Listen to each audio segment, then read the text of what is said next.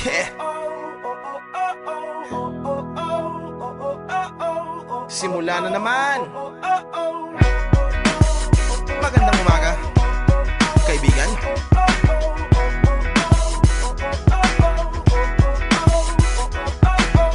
Eto na naman tayo bago simula. Huminga ng malalim, alisin ang kaba. Tapos na ang kahapon, pwede na yan itapon. Huwag lang ang mga araw, dapat yan ay ibaon. Katulong mo sa panibag